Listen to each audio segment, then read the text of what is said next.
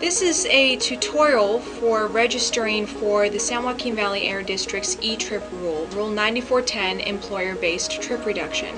We'll first be going over determining whether or not your worksite is even subject to this rule, and then we'll go over how to register for this rule on the San Joaquin Valley Air District's website.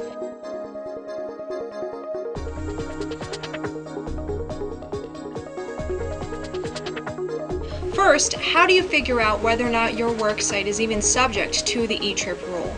First, you need to identify your actual worksites. In this rule, a worksite is defined as a location, structure, building, portion of a building, or grouping of buildings in close proximity in and around which employees work for the same employer.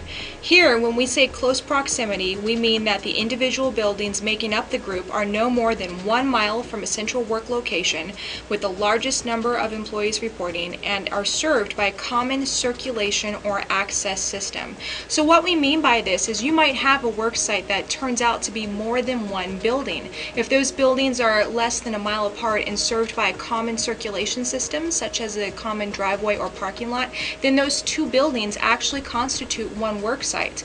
However, if you have worksites that are more than 1 mile apart, each of those buildings would be considered a separate worksite. So the first thing you need to do is identify where your actual work sites are.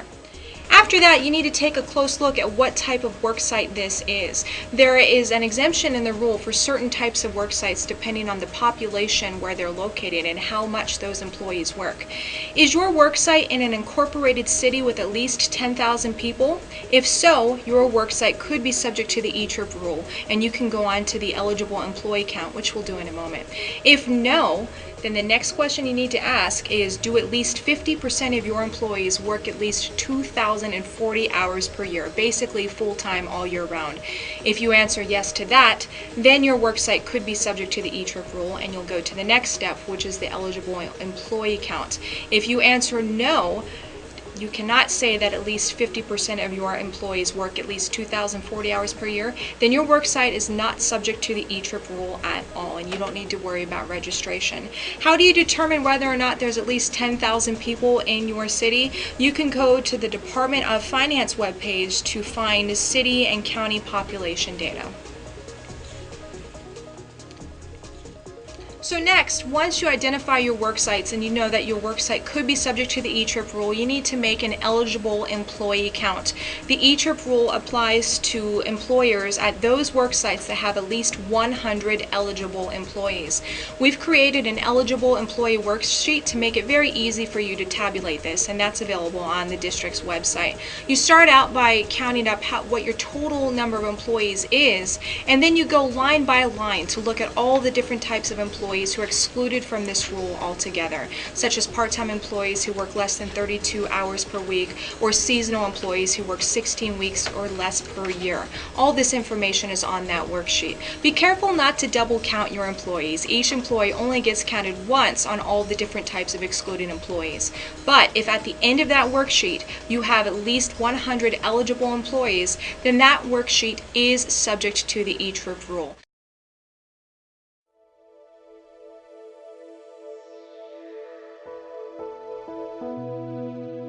So you start off by going to the district website, which is www.valleyair.org. You'll see a few places on this website where you can click on the eTRIP logo to learn more about the eTRIP rule and to start the registration process. So clicking on this logo takes you to valleyair.org/tripreduction.htm, and you'll see a big blue button that says click here for registration, and that's where we'll be going to get things started. So when you come to the eTRIP rule webpage, you'll see an option to create an employer account, and that's the first thing you want to do. Right here, create employer account. You'll need just some really basic contact information to get this started, including your email address, password. You'll have to repeat the password, and then you'll also provide some basic contact information for the person acting as the facilitator for the employer and for the employer itself. After you fill out this information, you'll get an email from our system that will direct you to a link to finalize your registration. Once you've created an employer registration, then you can start adding your work sites.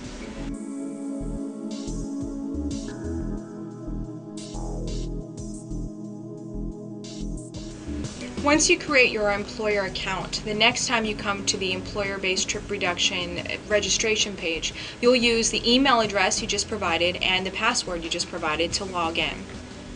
You'll have the ability to review the employer information you already provided when you established the account, and then what you'll want to do is go to the Worksite Information tab near the top of the page, click on that, and then you can add any work sites that are subject to the eTRIP rule.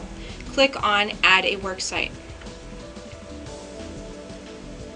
Once you do that, you can scroll down and you'll see that there is certain information that's required just to save your progress, and that's so you can log in and update your information as you gather it for this process. Then there's additional information that's required before you register your worksite. So to save your progress, you need to provide your worksite name, address, city, zip code. Let us know what county you're in. You'll identify a worksite coordinator, and you have the option of making this the same person as the employer administrator. If at any point during the process of filling in information here you would like some more information, you can take advantage of these question mark boxes to figure out what we mean by various terms, such as worksite coordinator. If you have a permit with the Air District already, perhaps you have a boiler that's permitted by us, you can provide your facility ID here, but note that this field is not required, so if you don't have this information or you don't already have a permit with us, that's okay. You'll provide the total number of employees you have at a worksite, the number of eligible employees, and your number of excluded employees, and again, you figured that out when you did the eligible employee worksheet. And then near the bottom of this page, you'll let us know if you have any trip reduction measures already in place at the worksite. This is for informational purposes. This won't be used for any compliance efforts, but this information will help the Air District prepare outreach materials for the next phase of implementation for this rule, the actual eTRIP. So there are a number of strategies to choose from here. You might be a healthier living partner, you might have a rideshare bulletin board. Anything you're already doing, go on and let us know, and that will help us prepare for the next phase of the rule. Once you provide all the required information here, you'll be able to register your worksite, and that's all there is to it.